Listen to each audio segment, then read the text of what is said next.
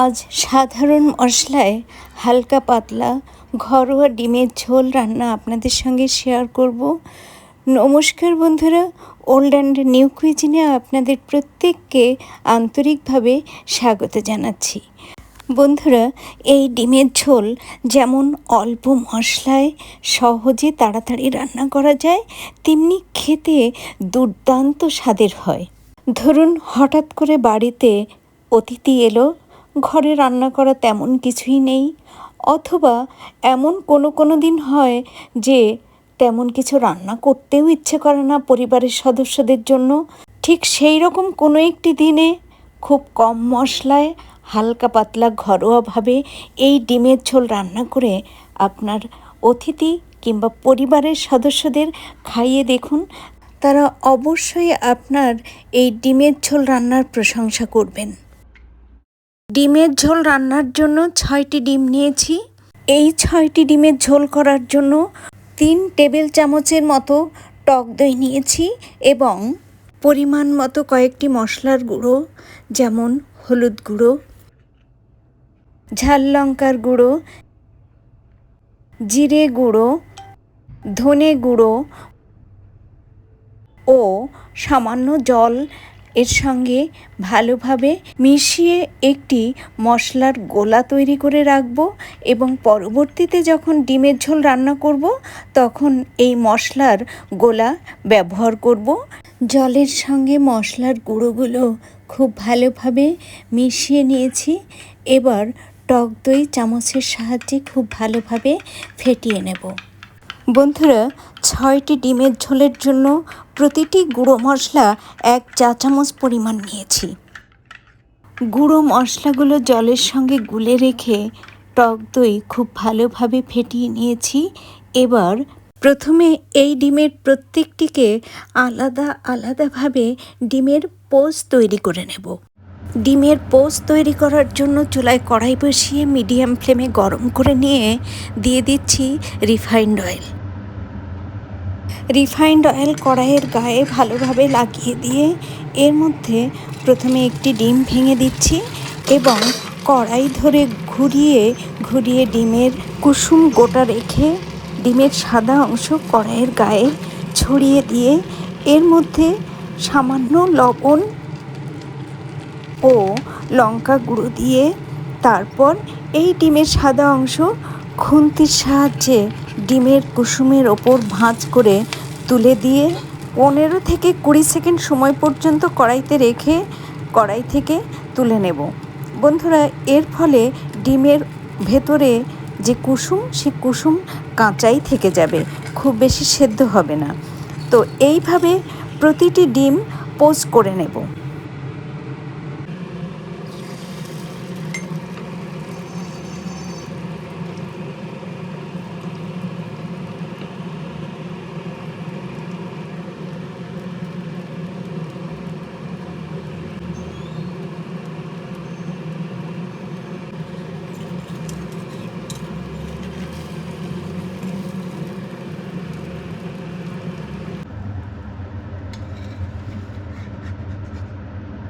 আরও একটি ডিমের পোস্ট তৈরি আপনাদের সঙ্গে শেয়ার করলাম।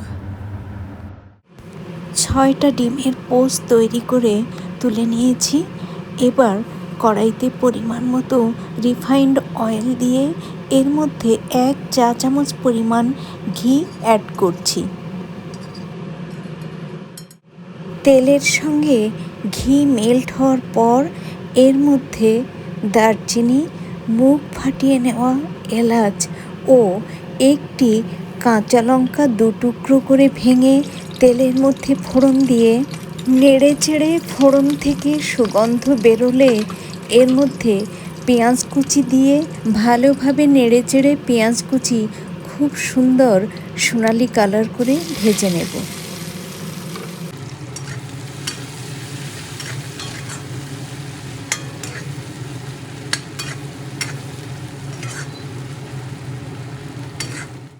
পেঁয়াজ কুচি খুব সুন্দর সোনালি কালার করে ভেজে নিয়েছি। এবার এর মধ্যে 1 চা চামচ পরিমাণ আদা রসুনের পেস্ট দিয়ে ভাজা পেঁয়াজের সঙ্গে খুব ভালোভাবে নেড়ে চেড়ে আদা রসুনের গন্ধ দূর করে নেব।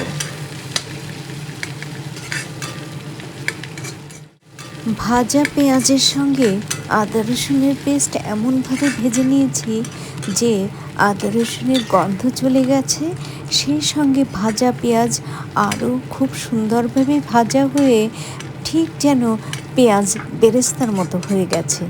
এখন এর মধ্যে জলে গুলে রাখা সেই গুঁড়ো মশলার গোলা দিয়ে দিচ্ছি এবং একই সঙ্গে মশলার বাটি ধুয়ে সামান্য জল এর মধ্যে দিয়ে খুব ভালোভাবে নেড়ে চেড়ে চুলার ফ্লেম লো টু মিডিয়ামে রেখে ঢেকে কষিয়ে নেব।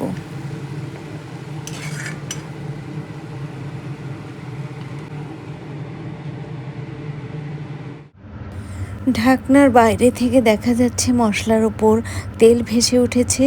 তো এ পর্যায়ে ঢাকনা তুলে নিয়ে চুলার ফ্লেম একদম লোতে রেখে এর মধ্যে ফেটানো টক দই ও টক দইয়ের বাটি ধুয়ে সামান্য জল,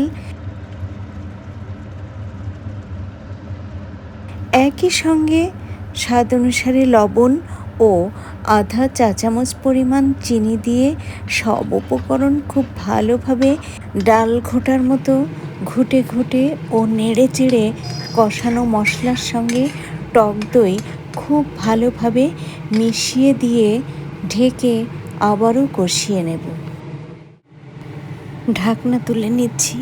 দেখুন বন্ধুরা, মশলার ওপর তেল ভেসে উঠেছে। তো এই পর্যায়ে আবারও ভালোভাবে নেড়ে চেড়ে মিনিট খানেক সময় ধরে কষিয়ে নিয়ে এর মধ্যে ঝোলের জন্য পরিমাণ মতো গরম জল দিয়ে দেব।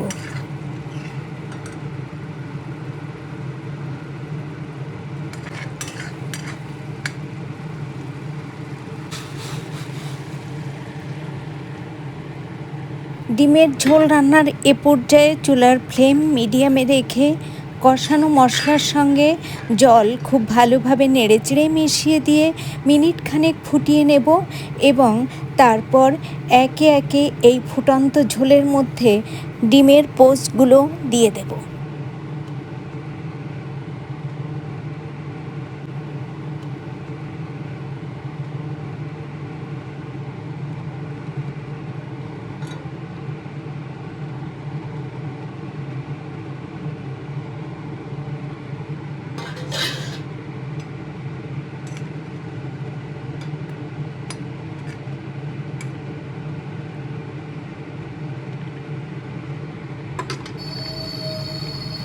এবার ঢেকে রান্না করে ডিমের ঝোল কমিয়ে নেব।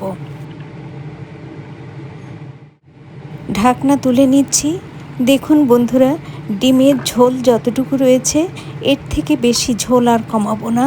তাই এই ডিমের ঝোলের ওপর 1 টেবিল চামচ পরিমাণ ঘি ও আধা চা চামচ শাহি গরম মশলা ছড়িয়ে দিয়ে আলতো হাতে খুন্তির সাহায্যে খুব সাবধানে নেড়েচেড়ে মিশিয়ে দেব।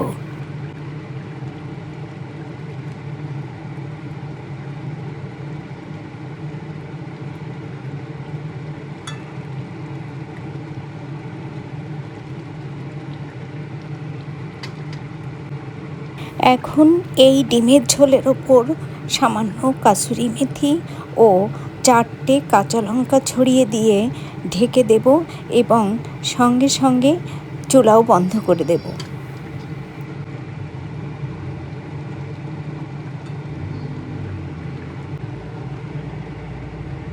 বন্ধুরা, চুলা বন্ধ করে দেওয়ার পর 10 মিনিট সময় ধরে ডিমের ঝোল এইভাবে ঢেকে রেখে দেব। তারপর আপনাদের সঙ্গে শেয়ার করব যে এই পোস্ট ডিমের ঝোল কেমন হয়েছে।